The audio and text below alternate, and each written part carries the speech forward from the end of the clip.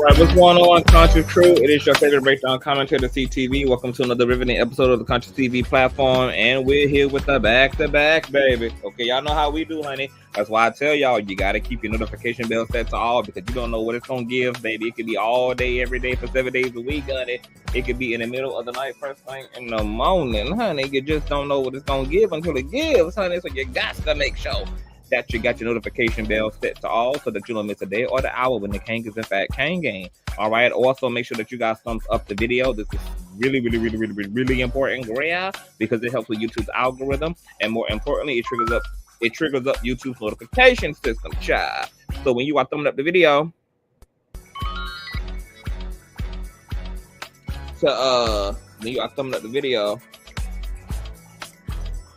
how's it going, y'all? How's it going, y'all?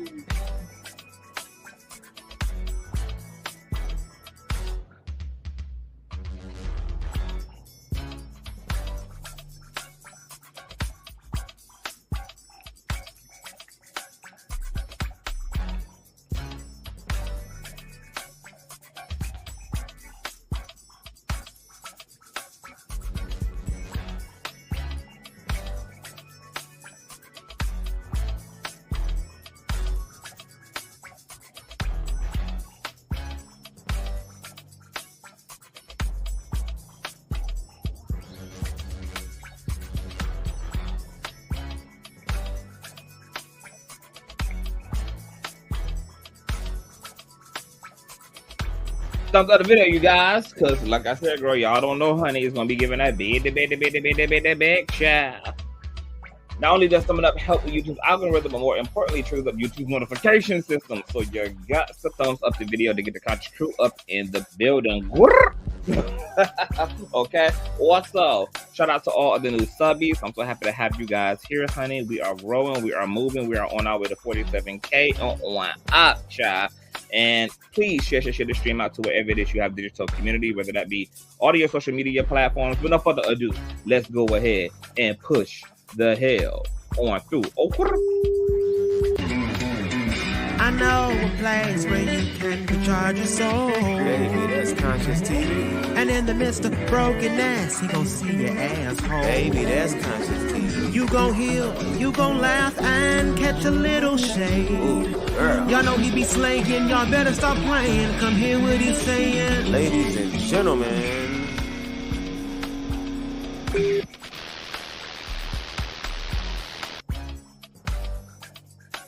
All right, y'all. So y'all's favorite queen of hip hop, Gria, she apparently is divorcing her old nasty piece of no good cheating ass husband, baby.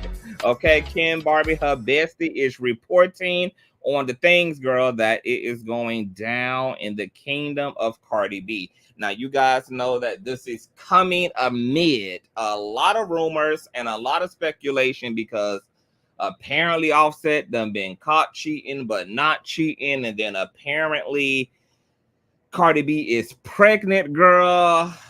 It is just a lot going on all at once. So folk are genuinely confused. But you know, this is what to expect from one of the messiest, most dramatic, toxic couples on the motherfucking internet. Okay. Now, hold on. I need to pull up something. Let me see here, because we're going to be referring to Coffee City, because rapper NLE Chopper had seemingly confirmed that Cardi B is indeed Prego's girl. He wanted to put her on an old nasty piece of remix, but he wasn't able to because she's pregnant right now. So let me let you guys hear this courtesy of Coffee City. Listen to NLE Chopper confirm Cardi B's pregnancy. Into it. So what made you come up with what made you go with the country shit for the remix? I don't know. I got a remix. I wanted to do some female artists, but then I was like, I really only wanted like Cardi on there or something. Mm-hmm. But like she pregnant, so it's like it's kind of like not gonna happen. Yeah. Okay, so you guys heard that straight from NLE Chopper's mouth himself. Now, you guys also know the past few days, Offset been caught up in a lot of cheating scandal once again, courtesy of hot97.com. Let me pull up an old nasty piece of visual first, bruh. Okay, y'all know I like to have an old nasty piece of visual up on my screen, bitch. Hold on.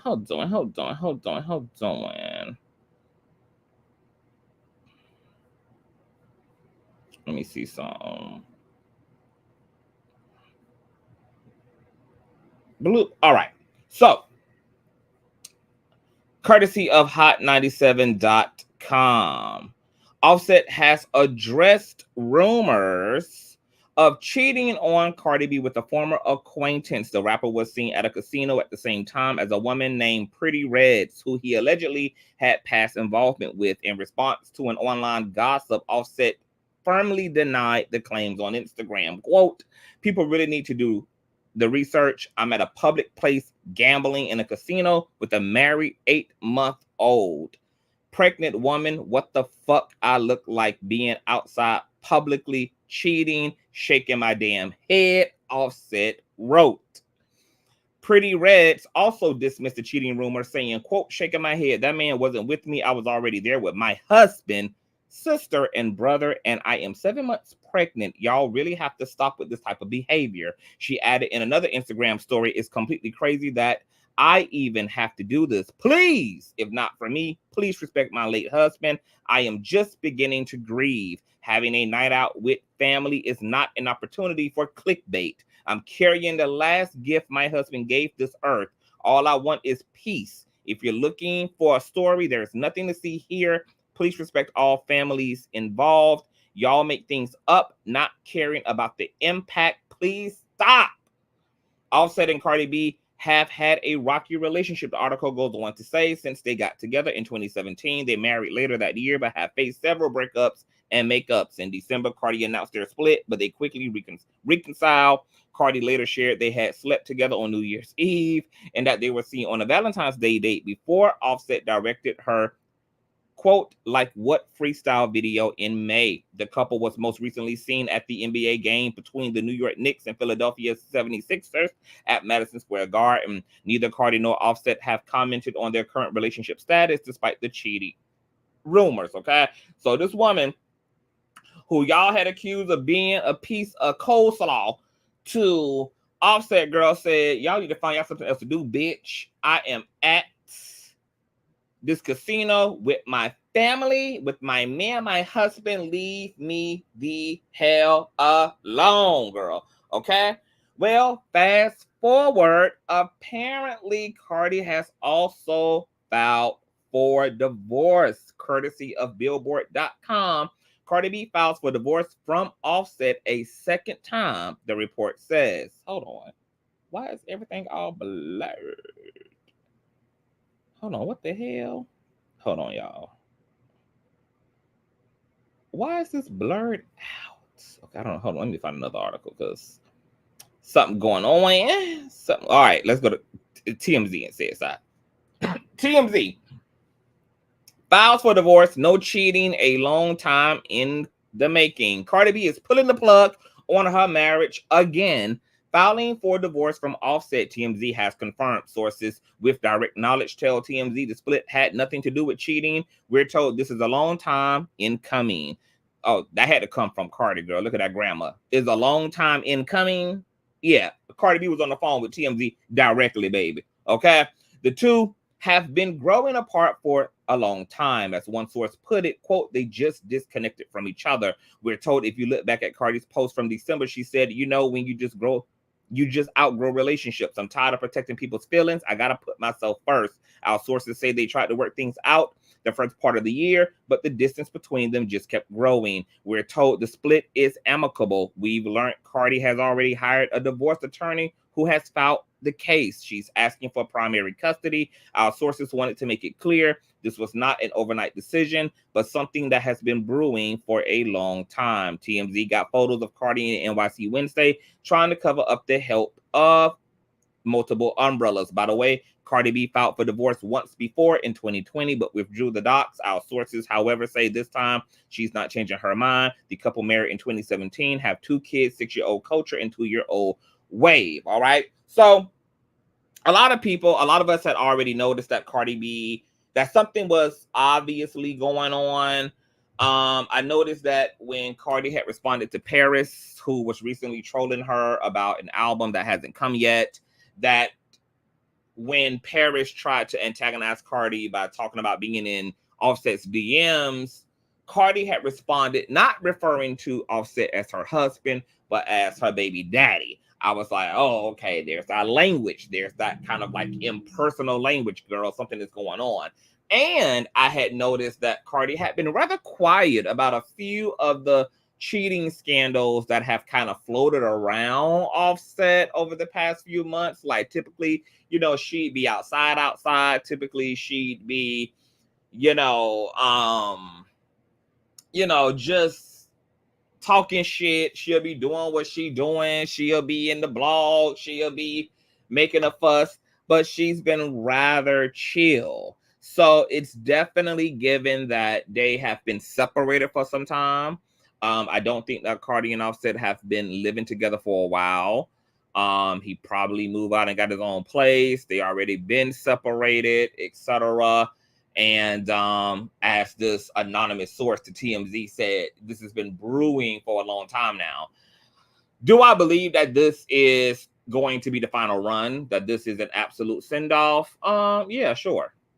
I think that Cardi probably gets it, in the words of Sierra, if that boy don't love you by now. I think Cardi probably is overexhausted. She's definitely been overly merciful and extended tremendous grace to Offset. And I think she has more than enough proof, more than enough receipts. That girl it's that he's never going to do any better. He has a sickness, and if he doesn't have a sickness, he's just unintegral, because if Offset doesn't have a whore problem, a sex addiction problem, then it's just that he is using Cardi and he never really wanted to be with her, or he wasn't integral enough to say that he wanted to be in an open relationship, or he just didn't love her the way that she loved him. And that's why she was abused and ran over and dogged out the way that the way that he'd been dogging her ass out. Is Cardi B willing to make a fool of her damn self this time around by filing for divorce for the second time and pulling out? I don't know. Cardi B definitely, that pendulum swings back and forth. I don't really give a damn whether she does it or not. It's not my fucking marriage. It's not my no good ass nigga. I can really care less what the fuck they do. I hope that she would have filed for divorce, being super clear and really doing the work inside before she made this decision, so that it could be a decision that she can stand on. Cardi B definitely deserves better. There's a lot of things that people can say about Cardi. They can say she ghetto. They can say she's this and she's that. But I think that one thing that everybody can universally agree to is that she's been good to Offset. And it does suck that their relationship didn't work out, considering all that she put herself through just to attempt to make the marriage work. Unfortunately, the mistake she made in a attempt to make their relationship work is the same mistake that a lot of women make, which is that women will alter themselves rather than putting the pressure on the man to do what he needs to do to address his own bullshit, whether that be him getting an extensive counseling and him doing the soul work to do better in himself. Women will fight down and beat bitches up and will be open to menage a trois and all these type of variations of relationships that they really don't want, just in the name of trying to keep the nigga happy. And Cardi B is a prime example that none of that works. Cardi B is a prime example that it doesn't matter how much money you have to take care of your man with. It doesn't matter how big your BBL is. It doesn't matter how much cosmetic surgery you put yourself through to assimilate to ideal beauty standards. It doesn't matter how freaky you are in the bedroom. You can suck his dick. You can eat his ass. You can peg him, girl. You can milk him dry, honey. That you can put your damn livelihood on the line, for God's sakes. You know, Cardi B was damn near about to be jailed over this man when she was putting the goons on these bitches for fucking her nigga. On top of that, you know, she gifted this man what, damn near $1 million for his birthday one time, or $500,000 for his birthday, girl. Like, you could be basically every motherfucking woman, girl. You could be every bit of the bitch you need to be. You could be the baddest bitch there is. You could be the girl of all girls, the woman of all women, the she's of all she's, the hers of all hers, girl. And these niggas are gonna be niggas if that's what they are. I think the biggest takeaway from Cardi B is that you can't change no man. And any man putting you under the impression that you can, you can't. Especially when the problem is in fact him. If he's blaming you for why he cheats, he gotta go. If he's blaming you for why he can't keep his hands to himself, he gotta go. If he's blaming you for why he can't be honest and truthful, he gotta go. Okay? You can't create virtue in someone else. This has to be in them as a person. I find Cardi's her commitment to make her marriage work commendable. I think if she's walking away for good this time, that she gets to walk away knowing that she pulled out all the stops. She pulled out every trick in her bag. She did everything she knew to do as a person.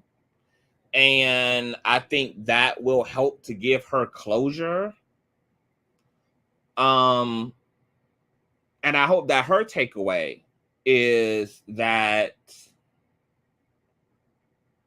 a man just has to be good in order to be good to you.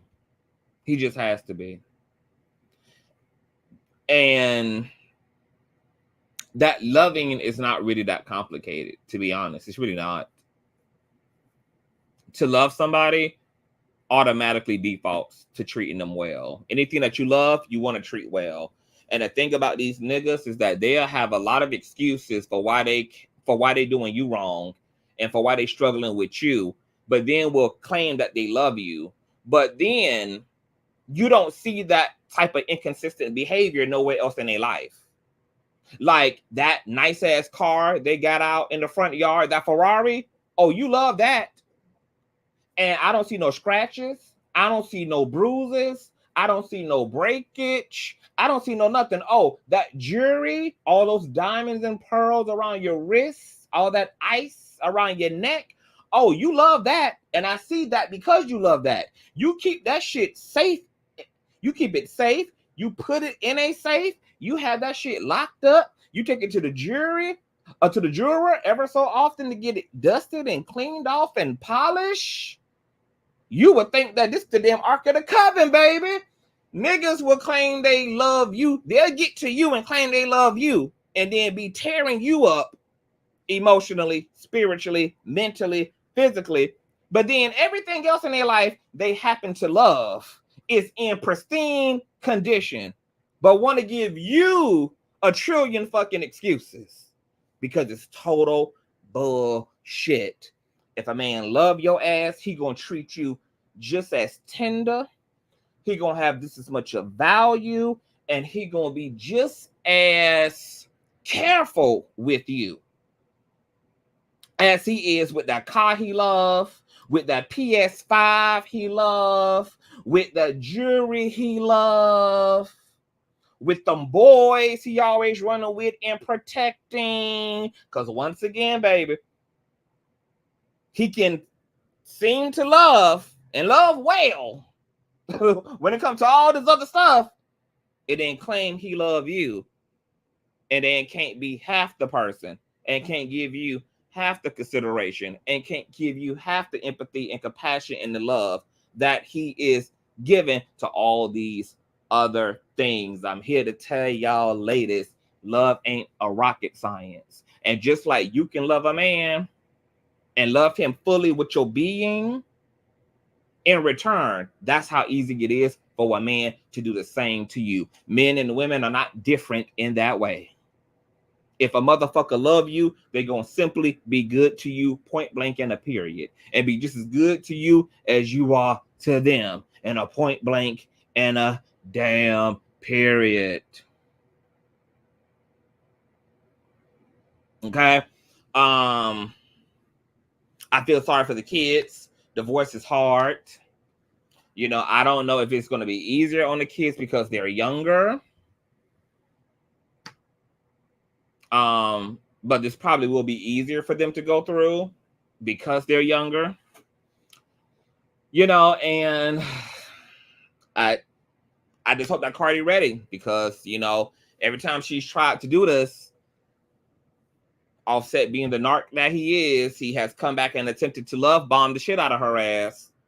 And she's fallen for the fantasy. She's fallen for the hope of it all. She's fallen for, you know, the fantasy of it all. So I just, you know, I hope that she's clear. I hope that she's clear. I hope that she's clear. So, divorce has been filed, baby. Cardi B is ready to fuck on some of the dick, girl. She been trying to be faithful to this community dick this whole time. I know she ready for some new shit in that cooch, baby. Okay? But new cooch smell, baby. Okay?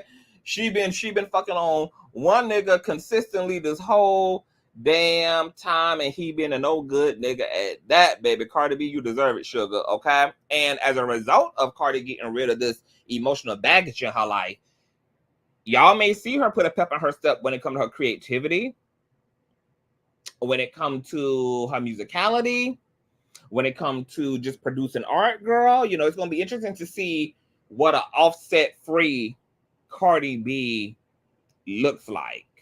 And I also got to commend Cardi for pulling the line. You know, just like when it comes to abusive relationships, it typically takes a person a few times to finally be able to do it. So all these times that she tried to break up with him before, the other time she tried to file, all of that shit, you know, it's typically what you have to go through when you're really knee deep in some shit. But people do, if they keep at it, they finally do and are able to break that umbilical cord. And Cardi B seems to be there. I could kind of sense it in her energy over the past few months.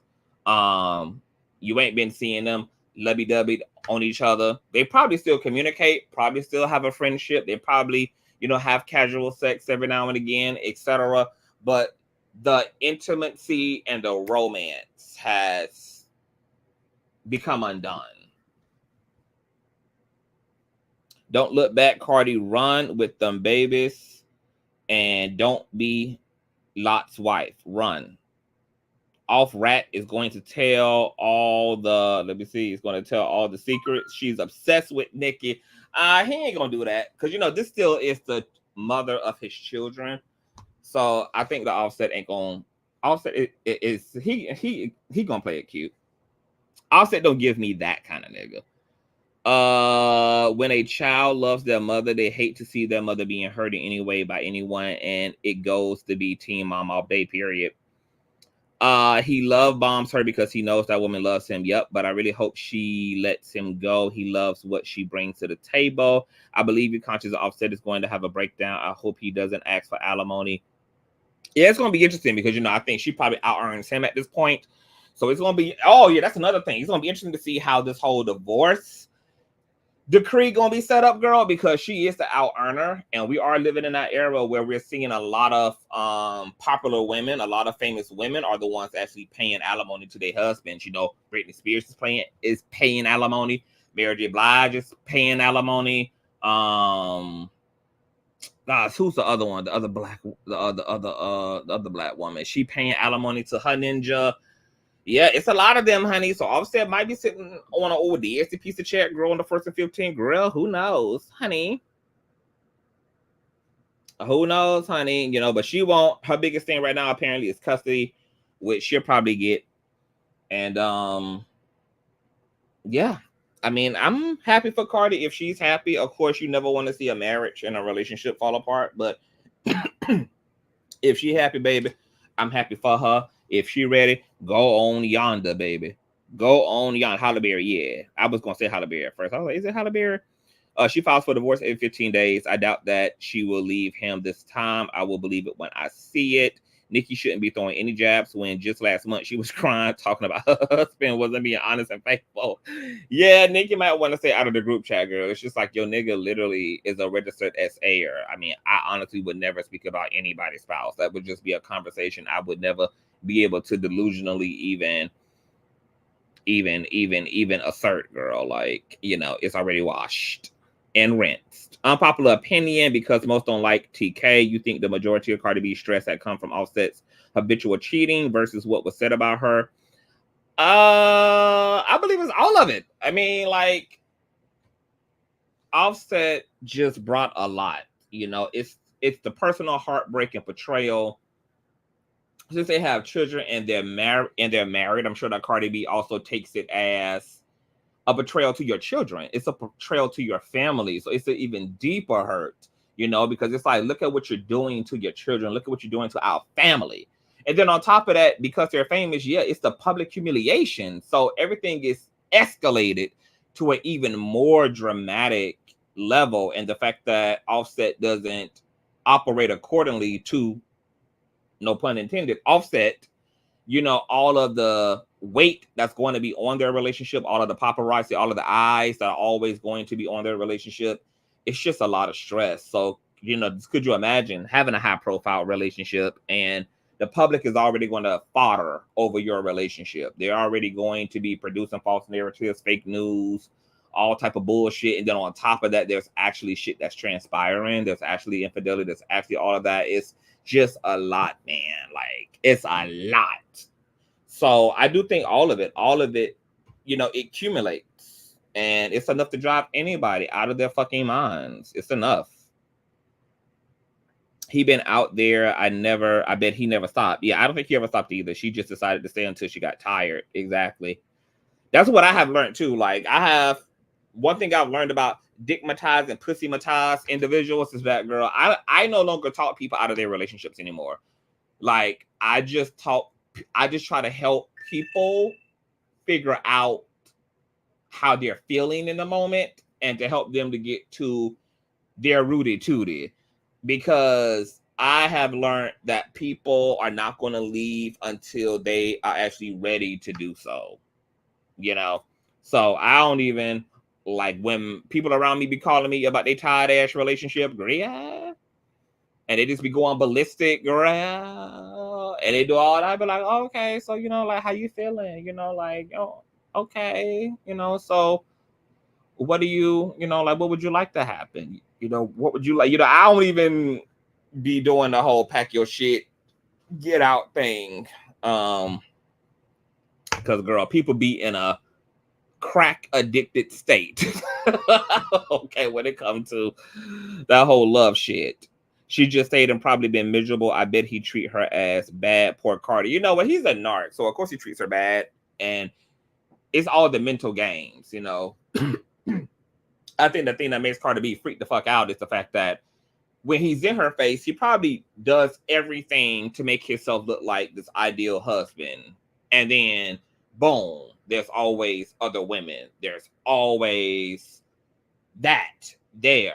And when you keep going, like, from one extreme to another extreme, like, that can really take a toll on your mental health when somebody is, like, swinging you in between heaven and hell. Like, you're not able to consistently hold on to your paradise. It's always disrupted by something completely contrary.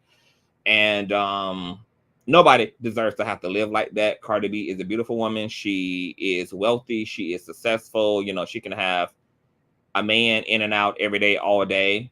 So, you know, she should, for the sake of her mental health, if she just feels like this is no longer she can tolerate, this is not something she can no longer house, she, you know, has every right to get the fuck out. And she has every right to attempt to fight. You know, I know a lot of people are making fun of Cardi for like her coming and going. She coming and going. She done did this a million times. I'm proud of her because it shows that she's fighting. She's fighting. And once again, sometimes when you are knee deep in something, and women particularly will fight harder for relationships, especially when there's children involved, than a man. So that goes a lot into, I'm sure that went a lot into Cardi falling into the pressure to continue to give Offset chances, you know, because once again, Cardi is also thinking about her children like a lot of women do. My mother went through the same thing. My mother and my stepfather, they broke up, they get back together, you know, she put them out. You know, most of us kind of grew up seeing a lot of that. And then my mom finally woke up and she ejected his ass from the space, and she never looked back. So, you know, and a big reason for my mom trying to work with my stepdad as it relates to their relationship and marriage was because of me and my brother. You know, women are empathetic like that. They're going to think about the community. They're going to think about the children. They're going to think about a lot of that. Yeah, most of us, as in like most people that I know. Yeah. You know, like there's a reason why there's a epidemic of single parent households. Yes, lots of Black and brown people can attest to this. Yes, us. So it's a mess. But Cardi, haul ass. Do what you got to do, sis. Lady T says, just like Wendy Williams, she knew her husband was with the tramp for years, but the last straw was when he got her pregnant. Oh man, yeah, that's some painful shit. I mean, could you imagine? That's just that's just a pain and a hurt and a fuckery and a bitchcraft that is just beyond. The love of your life, your partner, bringing a whole child in an outside situation into the equation. I mean, that's bewildering. The love bombing flowers bags, it gets old. You probably see them bitches in that phone, and a woman can fill the void. Yeah, I think she's just tired of it. You know, she probably knows that she'll never really be able to be comfortable. And because he ain't changing, she's in a state of consistent discomfort. She's in a consistent state. Like when you don't trust somebody and somebody has really violated your trust, they've really violated the relationship and the boundaries in that way, you just end up living in a state of anxiety. Even if you love the person, even if you cherish the person, even if you desire the person, but you never really transcend out of that discomfort. It's just always lingering because that person just can't be trusted, and therefore they continue to do things that will breach your trust. And eventually, yeah, some people, they get tired of feeling that way. They get tired of that uncomfortable sense of vulnerability and not being able to like have a sense of true safety in a relationship. And that can happen in all relationships. That can happen in friendships, that can happen in family ships, that can happen in romantic relationships. Like that like lingering sense of just, you know, that just lingering sense of discomfort and dis-ease.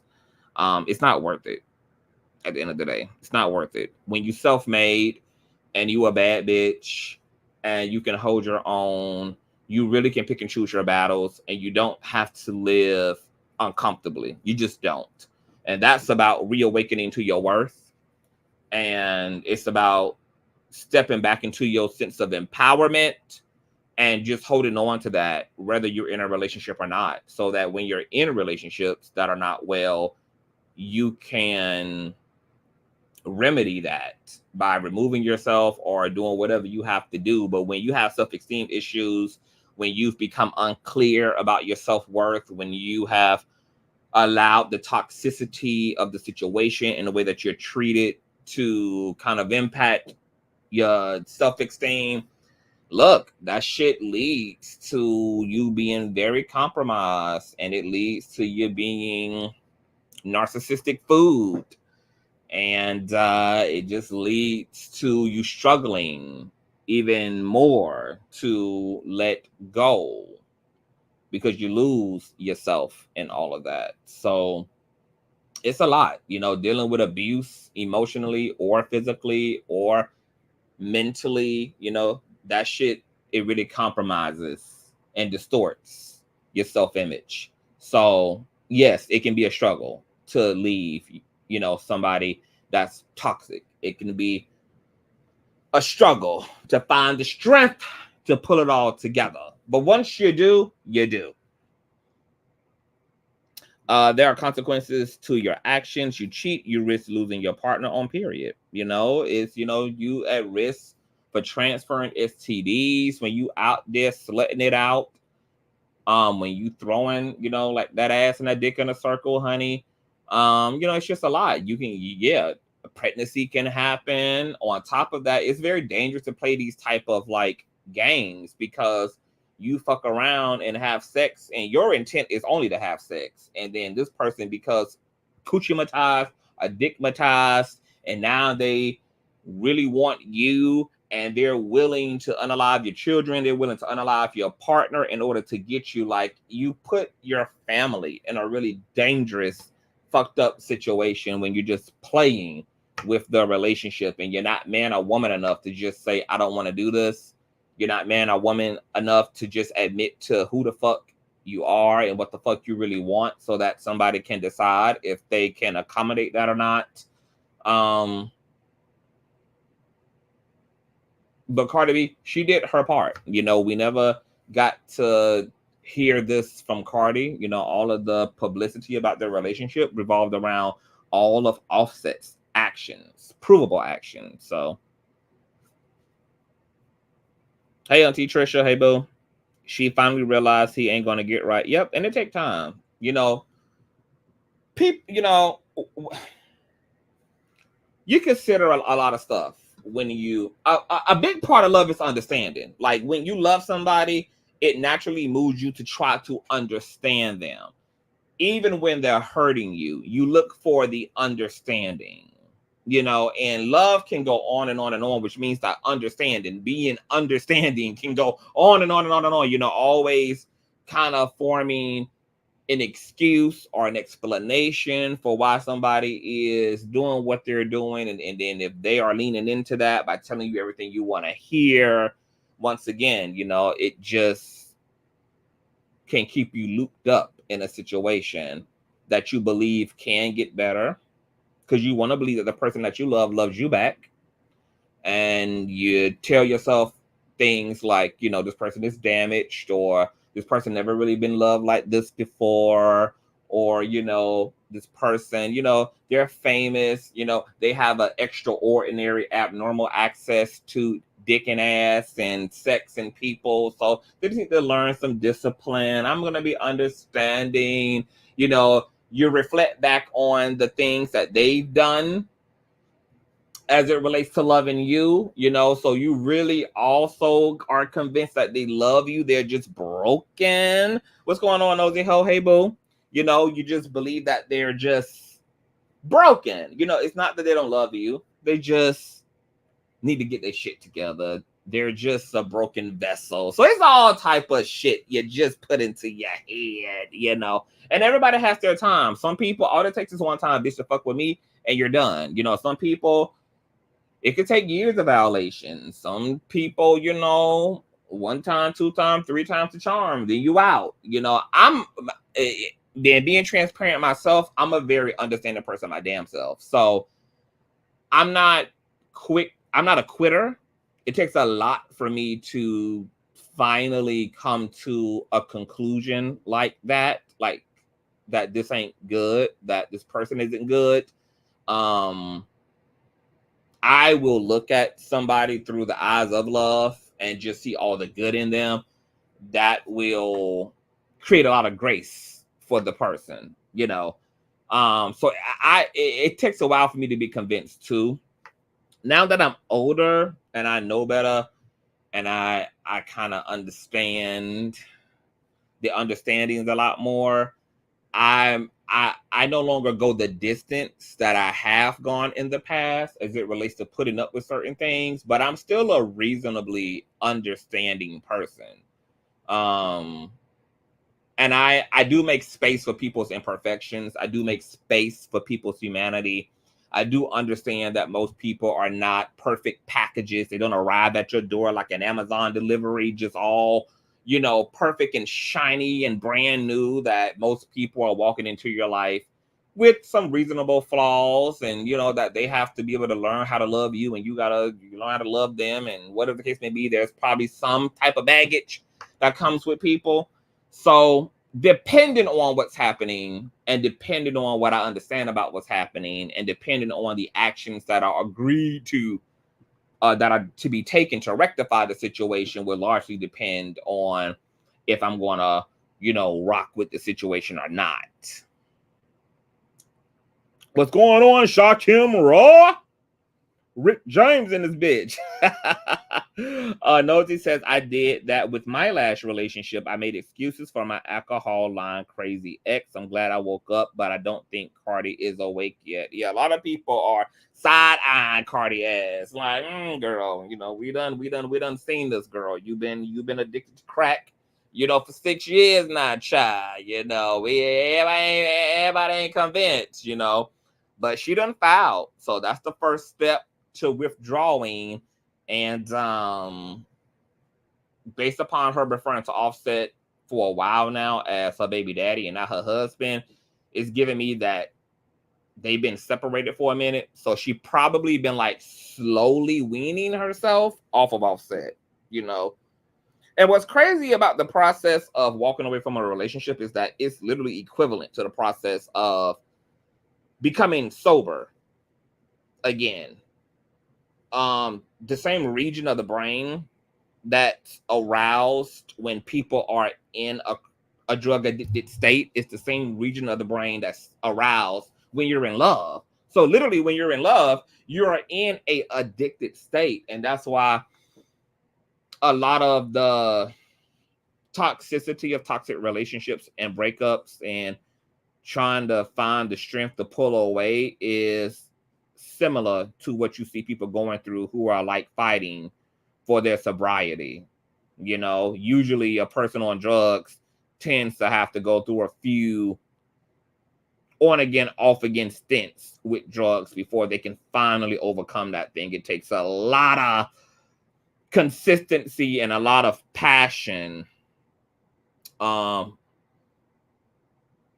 because you're literally in an addicted state. Hey, Legally Shay, I'm not having a good day, but I'm smiling because I see you. Like, period. Lighten up, girl. Life is too short, legally, and God is too good, honey. Trust and believe. All rainy days become sunny eventually, so you just stay steadfast. Through with it. It's interesting. Nosy says, I might have to watch the replay. I'm at the airport trying to get my ass out of Colombia, but Offset got caught with an ex and lied about it. I think that girl is pregnant, baby. That's gonna be a mess. That's gonna be a mess. And it very well may be why the hell Cardi B is pulling the goddamn plug. Can't do it, baby. It was one thing for you to cheat, girl. I agreed you could have your little side pieces. You know, I came to an understanding that you got a pussy problem. So, you know, but the agreement was safe sex, no emotional shit, and definitely ain't producing no babies. Because I think there's a situation before, right, where it came out that some text messages came out where he had paid another girl like abortion money or some shit. Like, it's been a mess. Cardi got more than enough reason to haul ass. Ain't no nigga worth it. I'm sorry. Ain't no dick big enough. Ain't no dick strong enough. There ain't enough love bombing in the fucking world. Like, no ma'am. Like, I am not going to be humiliated in the name of wanting to be a recipient of your love when you are doing the right thing. If you doing the right thing and those special moments that you give to me come with the price of you humiliating the fuck out of me and always breaking my heart and breaking my trust, it's not even worth it to be loved by you at all. I don't even want your biggest gesture of fucking love if that's the price I have to pay to have you love me. It's for you to constantly disrespect me, to dishonor me, to be stepping out on me, to be humiliating me. Like, no, ma'am. And then once again, she got kids. So it's like, now it ain't even just about what you're doing to me. It's about what you're doing to us. Like what you're doing to our family. You know, it's about what you're doing to my health, which takes away from the way I show up for our kids. You know, so it's a whole like trickle down fucking effect. And it's wild that Offset can't even be honest. Like, you don't even have to be with Cardi B. The fact that you have to lie and you have to be unintegral and you have to cheat on this fucking woman because you're not man enough to just simply say that you don't want the relationship is crazy as fuck. And to not be able to be honest to the mother of your children for the sake of your children, it's not for the sake of her. Like, it's crazy as fuck. It just really goes to show how dense Offset is, man. And this woman helped that nigga down, helped him down through the loss of Takeoff, you know, held him down through all of his fuckery and foolery and sexual immorality. Apparently, you know, we also had that drama that unfolded a few weeks ago where Cardi was seemingly addressing Offset's family and her in-laws for allegedly disrespecting, you know, her children, etc. So I think Cardi been going through a lot, and I think she just tallying up the score. Like, at the end of the day, what is really the benefit of being with Offset? His family is trash. He's fucking trash. And like, where's the payoff at? Where's the payoff? Because it ain't the sex. We can continue to fuck without being husband and wife. I can still get access to the dick, so that ain't the payoff. Socially, there ain't no payoff because I'm a bigger star than he is. I got more money than he does. You know, it's just not, where is the payoff at the end of the day? There ain't no payoff, really, to be putting up with all that bullshit.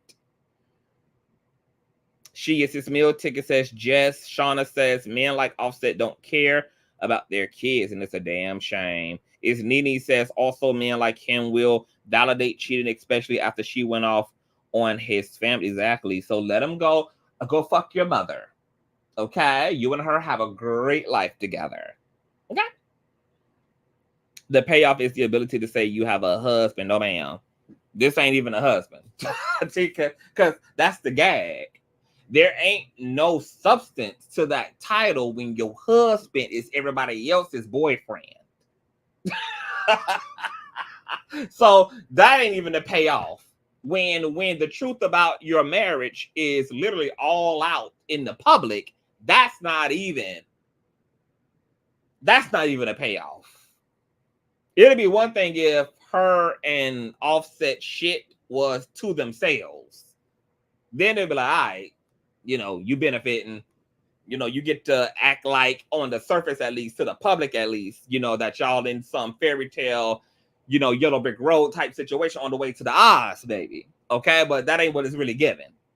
So, you know, that ain't even the benefit. Maybe she's one of those types of women that wants that wife title and not just be his BS, his baby. Oh, of course, you know, she wouldn't have married him if she didn't want to be a wife. You know, of course, you know, she want to be, especially having children. You know, most women want to be married to the father of their children. They don't want to be a single ass, you know, a single spouse at all, you know, or they just don't want to be having children, you know, without a sustainable relationship to the father. Most women would prefer, you know, to be a wife. Legally says it like the way you said it, the price we have to pay loving someone, is it worth it? That's the $1 million question. Yeah, and that's the question I ask whenever I get in any type of situation, you know, whether it's with family, whether it's with an intimate partner, whether it's with friends, when they're doing me dirty, doing me wrong, I have to sit back and calculate, you know, like what's the you know, you just gotta do that 60-40 shit, that 50-50 shit, that 80-20 shit, that da shit, girl. And you know, I ain't never met nobody who, I have met people that I have outside of my family, like my non-relatives. I have met people in my life who I love dearly. But I've been able to walk away from every last single person that I love. I also know what it feels like to have a lot of love for people, because I'm somebody who loves with the entirety of my being. You know, I love fully, I love completely, I leave no stone unturned. So when you are the more invested person in a situation, it will take you longer, you know, to leave the situation versus someone else. You know, the least invested people can kind of haul ass faster than the person who was actually invested. You know, you have a lot more to pack up, you know, so it's not as easy for you to symbolically leave the love. You know, you are packing up all your hopes, your dreams, all of your time, all of your effort, all the things you created, all the things you put in, all the things that you know, like you got a lot more inventory. So, you know, for you as the more invested person, yeah, it's going to take, you know, a lot longer to finally move on, because you were all in, you know. People who ain't all in, people who half-assing it, people who, you know, sometime in it, you know, it's easy for them to just move around and get the fuck on, to find them something else to do. And people like Offset, it's like they already be planted and grounded everywhere else anyway, you know. So it's like you were never all in to begin with. You know, you already had all of your little supplies everywhere. So of course, you know, it's easy for you not to come home at night. Of course, it's easy for you to, you know, not have to consider my feelings and not consider what I want and not consider the promises and the covenant we have, etc. Because yeah, you know, you like committed to you all in for you. You know, I'm doing us and you doing you. So yeah, there's a difference in behavior. There's a difference in investment, and there's going to be a different in healing factor. You know, the people who are more invested, it may take them more time to heal in a situation. But no matter how invested you've been, no matter how much you've loved, you will always heal. You will always come back to wholeness. You will always be blessed. You will always get reciprocity. The universe will slingshot, you know, everything that you are, everything you've been back to you in various shapes, forms, and fashions. So, you know, anybody going through a breakup, going through whatever, you just remind yourself of how powerful you are, and you remind yourself of how powerful the spirit is that you serve. I was in a toxic relationship and become reactive abuser. It was so depressing, and it took me a lot to realize how much of a monster I turned into just for defending myself. Yep, still recovering. That's a lot of times what happens as a result of narcissistic abuse, is that you end up being the abuser as the responder. Because I myself got caught up very briefly with a situation like that when it came to my twin flame. I had never even had a physical altercation in any romantic relationship until my twin flame, and he was a big grandiose narcissist, and I did not understand a lot about narcissism at the time that he and I were dealing. I wasn't even aware of the terminology narc.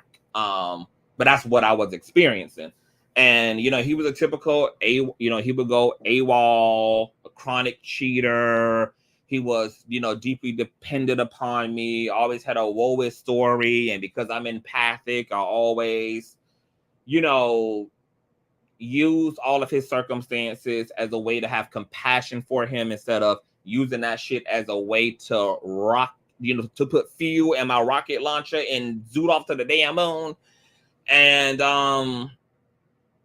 like toward the last chapter of our relationship, he had really cranked up his dark psychology shit and was just doing the most emotionally, doing the most physically, doing the most mentally to me.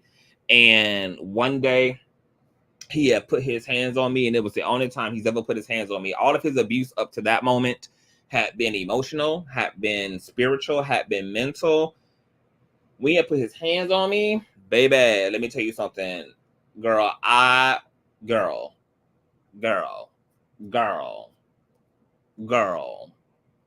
there is a God. Whoever was praying for him, shout out to you, baby. Grandma, great auntie, whoever was praying for his motherfucking ass, baby, glory be to you. Because, baby, the way that I was committed to being in prison because I almost could not even see straight. And the way that I was whooping his ass, had I not just had just the least ability to pull out, I probably would have unalived his ass right then and there.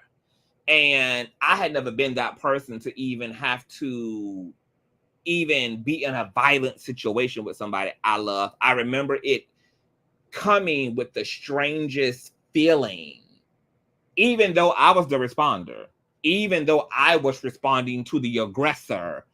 But the fact that I even had to be in that energy, even as a responder, I was like, that was my line. And that's when I absolutely cut the umbilical cord entirely. And I've never been able to revisit those feelings of romance with him ever again. We are good friends now. And, we in each other's life, but not romantically. Like, that whole thing killed my whole vibe, killed my whole buzz. And you can end up being somebody that you're not when you are with somebody who is very manipulative and somebody who's very abusive. It eventually turns you into a shell of yourself. And then as a survival and defense mechanism in a toxic relationship, you end up being toxic as a defense mechanism. You end up becoming toxic yourself, just to survive that person's toxicity. And then it just becomes low vibration for low vibration. So when you see like yourself changing and you see yourself becoming somebody that you're not and somebody that you never were, yeah, like that's your cue that it's time to go, baby. It's time to go. Like when that shit starts to transmute your soul and transmute your motherfucking mind and turn you into, once again, start to turn you into them. That's when, yeah, boo. You taking up way too much space, bitch. It's one thing for you to be who you is, but now your spirit trying to possess me, bitch. You got to go. Throwing hands and feet, baby. Oh, I don't play no games, baby. Okay, because I grew up fighting.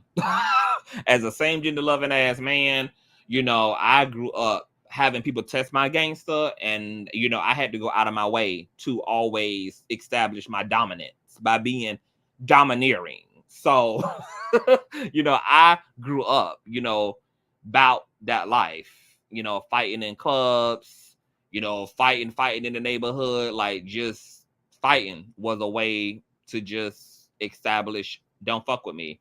So, but as an adult, and after finding Jesus, I was able to really, put that part of me behind me. But I still don't do well when it comes to physical violation. I'm not somebody who, no matter how angry I am, I'm not going to put my hands on somebody unless they put me in a situation, unless they put their hands on me, unless I'm in a situation where I have to defend myself physically. But I would never instigate that in all actuality. And there's never been no fight I've ever been a part of where I have been the actual aggressor. However, I am the aggressor of all aggressors when I am there. Once you bring me there, you need to be prepared to finish what you started. Because once I'm on your ass, bitch, I'm on your ass, bitch. So you better have your Glock 80 loaded. You better know how to shoot and aim precisely, because I'm not going to instigate it, but bitch, I am going to absolutely finish it, honey. And I plan on being the one to come out of the ashes between the both of us.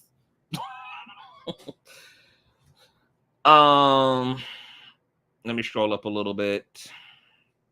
I was married for 6 months and I never ever want to do that again. But here's the kicker. We were together for 4 years before the marriage. I am done with relationships. Black men are too toxic. Yeah, it's you know what's so funny? And we might have to have a whole show, y'all. Girl, y'all about to be getting into some things, honey. Hey, crazy, sexy, cool. Hey, boo. Y'all might let me get into some things that we might have to come back and get into some things, because it's certain things that a lot of us just did not want to accept about being with black men that are just so unfortunately true. You know, I know so many people who have walked away, both gay, straight, hetero, trans, who just can't deal with black men. And the reality is black men have gone through a lot of shit, obviously, as a result of intergenerational trauma, as a result of a patriarchy, as a result of an oppressive system, as a result of these ideals around manhood and masculinity and being stoic and being disconnected from your emotional body, etc. There's like so much that has contributed to black men being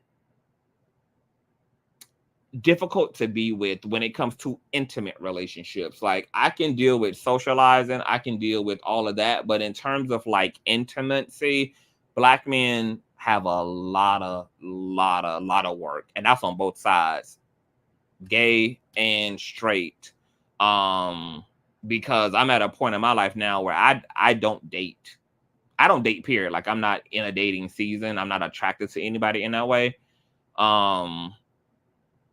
You know, I have my fun with men, but I don't want no intimate relationship. I don't trust men in general. And I definitely don't trust, unfortunately, I don't trust black men intimately. I don't. I have consistently given the best of myself to black men and watch black men be on a bullshit. And I have consistently watched other good people be good and give their all to black men, and watch black men not show up on their end. And I think that just solidifies it for me, that it's not just my experience. I'm watching loads of other people have the same experience. I'm also not saying that all black men are damaged goods.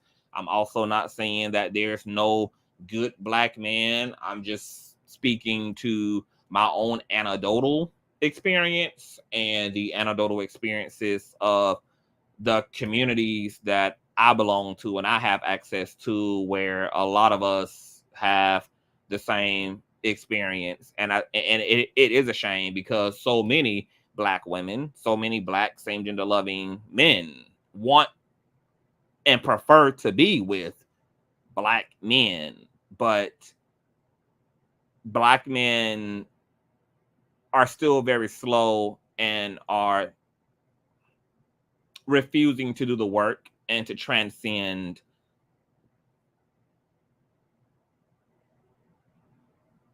the conditioning and the damage that has been done to them. And I just can't spend my whole life trying to drag black men to the river to get them to drink. I'm not willing to slave and labor over love, you know, for black men, and they not even take the opportunity to trust the process and to discover something new. I don't want to do that anymore, and I'm not willing to anymore. And love is not enough anymore to make me labor anymore. I love you down boots. I don't want to slave for you. And if I have to slave for you, then I'll support you as a friend. I'll support you as a confidant. I'll support you as a companion. I'll support you, you know, as a homie, but I'm not supporting you as an intimate partner. I'm not supporting you as a lover. I'm just not going to.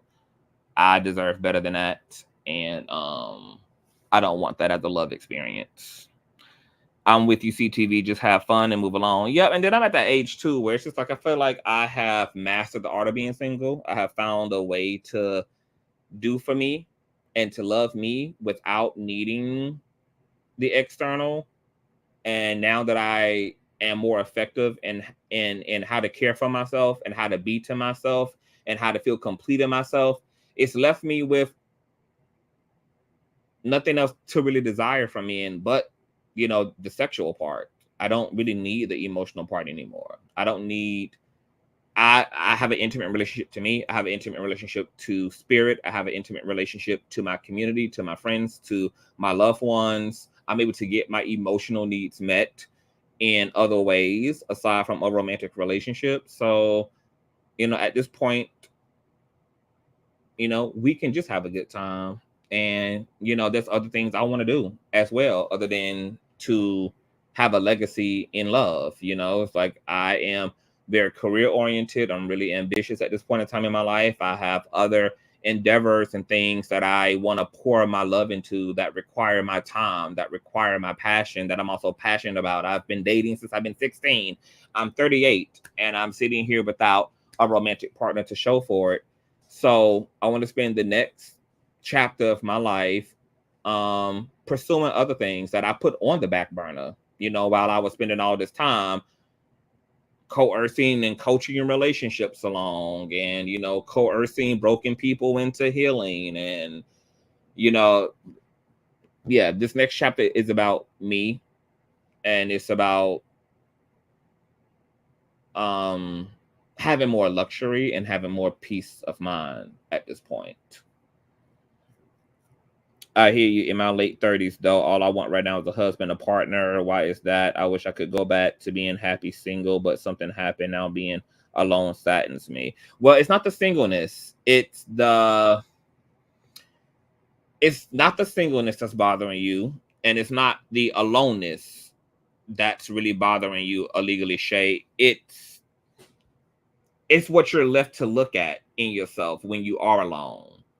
It's what you are left to reflect upon when you are alone. It's what that loneliness makes you aware of that is really what's haunting you. And so I would encourage you to do the shadow work of going into that aloneness and just listen to your inner dialogue sometime. Listen and focus upon your thoughts. And don't be afraid to kind of peel back the layers and kind of go down the rabbit hole to get to the bottom of what actually saddens you, because that aloneness doesn't and isn't existing within a vacuum at all. It hurts you and makes you feel away because of what you're telling yourself. You know, so you got to go inside of all of that.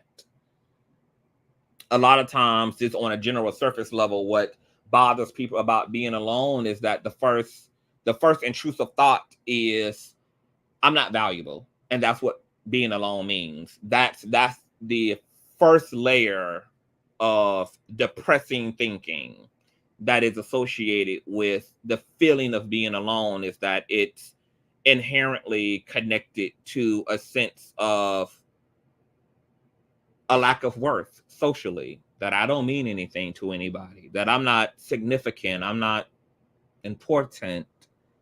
And so then you have to address that, because you can't stop there. Like, okay, well, if that's the case, why do I feel insignificant? Why do I feel unloved? Why do I feel etc.? And then that reality may bring you to the awareness that I'm not incubating myself in a supportive community. I'm not incubating myself around people that value me. I'm hoarding around possibly shallow people. Maybe I'm a maybe I'm a part of the reason why I got shallow relationships. Maybe I haven't even given anybody the real opportunity to love the real me. Am I even being the real me? Am I even giving my authentic self an opportunity to be showed in the world so that people can love me? And the reciprocation and reciprocity of that is I get to know that I am truly loved. Like, it opens up a whole vow of questioning and self-reflection and evaluating what role you're playing or not playing, and what's really at the rooty tooty, what's at the bottom line of why it is you feel kind of tormented when you don't have partnership. And you also have to know that intimacy is not something that's exclusive to romantic relationships. You can have intimacy in platonic relationships. You can have intimacy in relationships to your relatives, that. And we do ourselves a disservice when we only allow intimacy to develop when it in romantic relationships, because there's going to be plenty of seasons when you are out of season and you don't have a partner. But if you still have access in intimacy in your relationship, this allows you to be just fine being single, because being in a relationship is not your only source for certain things that you're wanting to experience. So,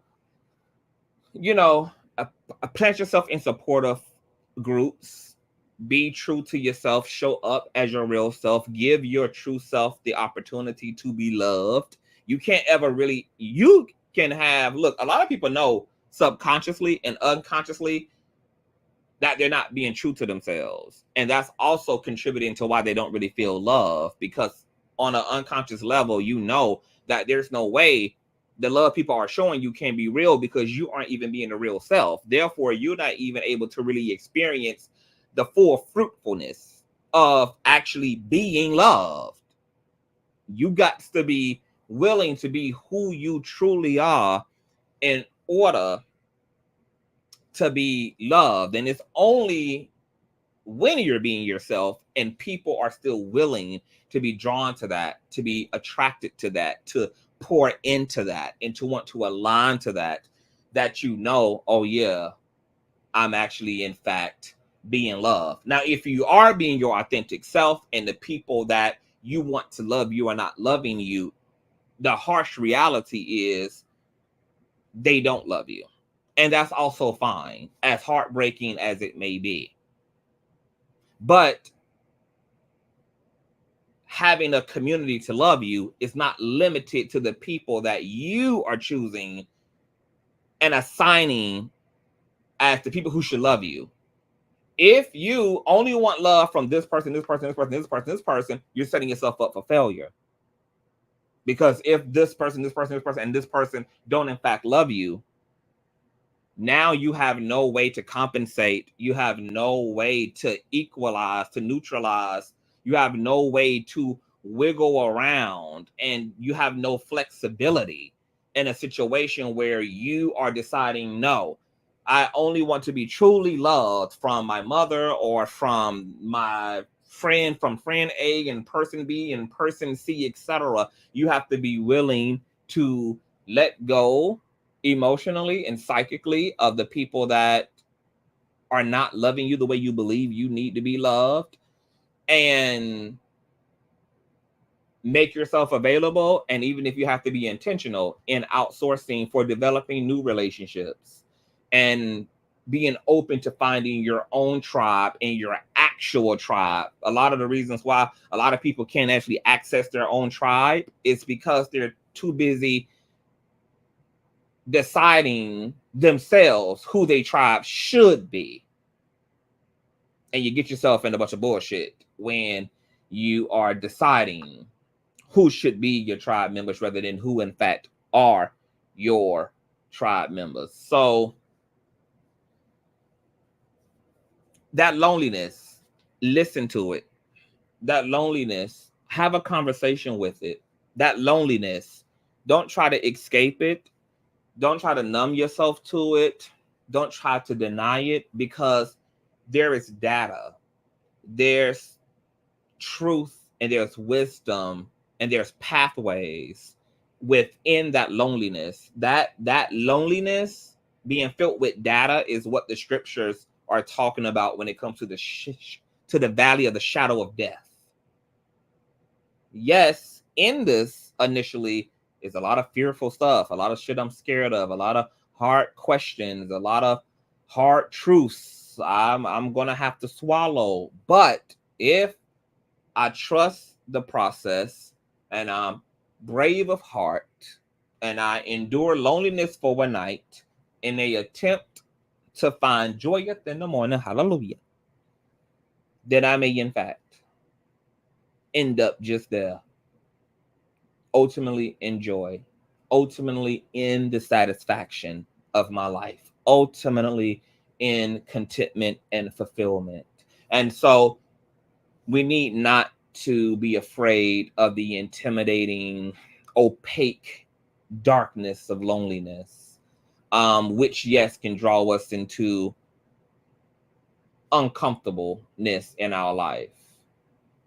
But in order to resolve loneliness, you have to go into all that stuff that you were experiencing in your loneliness, so that at times in your life where it may just be you, and outside of the external sources you have for energy, for affirmation, friends, family, community, etc., that you're able to be alone without being lonely. Because right now, I'm alone, but I'm not lonely. I have access to external community, and I am grateful for the external community that I have. But because I have done the inner work and the shadow work, I don't experience loneliness. I don't have any intrusive, depressing, combative thoughts that linger around when I am unto myself and into myself, because I've created an inner posture of uplifting thinking, because I'm very hopeful about my life, because I'm very happy with the person I am, with the person I'm becoming, as I am striving, as I'm seeing the path open up for me. I'm very encouraged, etc. When I am alone, I am in good company with good energy.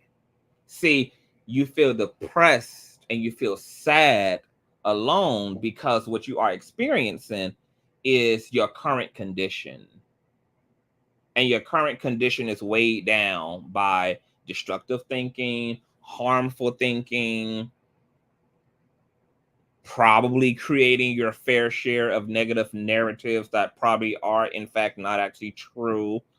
A lot of destructive shit happens when our self-esteem has been beat up on. Things are not going well in our lives. We haven't dealt with a lot of the childhood trauma. We haven't dealt with a lot of the shit that's happened to us. We've only been in a state of survival. We've only been in a state of just trying to get through another day. And then we wonder why when we're alone, oh my God, we feel so god awful. That's all the roosters coming back to crow. That's all of your demons coming back to knock on the door. All the stuff that we really think that we soothe ourselves from by going to the club, smoking, drinking, having sex, spending money, overeating, that we try to shield ourselves from by, pursuing relationship and relationship hopping and all this kind of shit, all this escapism. But like the old saying goes, you can run, but you cannot hide. When we are alone, whatever you feel when you're alone is your measuring rod for whether you're doing your work or not.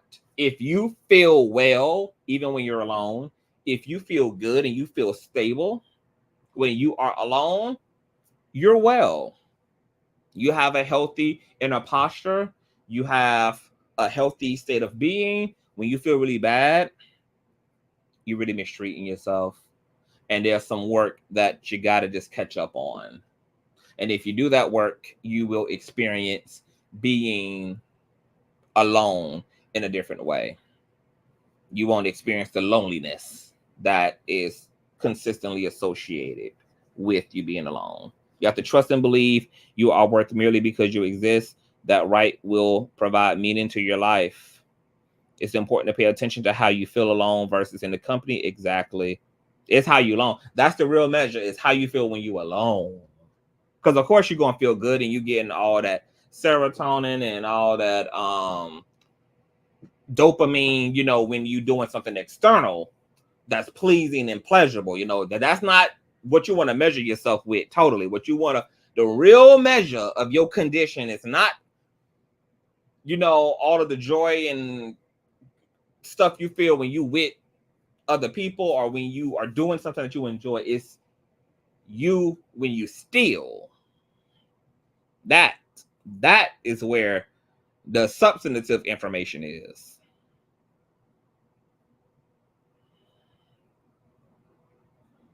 She can easily get a better man. Yeah, and she will. If she divorce him, I'm sure that's her plan, is to move on to better. But let me get out of here. This was a great commentary. It was not meant to be this long. Cardi B officially divorcing her ninja. Following pregnancy rumors, following cheating drama. I'm gonna be sending light and love to Cardi. You know, if this is something she wants to do, then the proof will be in the pudding. Divorce proceedings will occur. Divorce will be concluded and completed. And a single Cardi. That should be real interesting, girl. Is she gonna be having a hot girl summer? We'll see, child. If you guys enjoyed yourself, once again, please thumbs up. Please share the platform out. Tell a friend of a friend of a friend. Please thumbs up on your way out the door. I'll probably be coming back later because the news keeps snoozing, girl. Oh yeah, I will be coming back later because we got to get into Miss NAJB. We never really got to finish that because the conversation yesterday took a whole nother turn. So yeah, we got to come back and get into that. There's a lot going on. So yeah, I'll probably be back all day long. Y'all keep your notifications set all. And if you enjoyed yourself, $Consciouztv and or paypal.me/Consciouztv. I love you all and I'll talk to y'all later. Bye.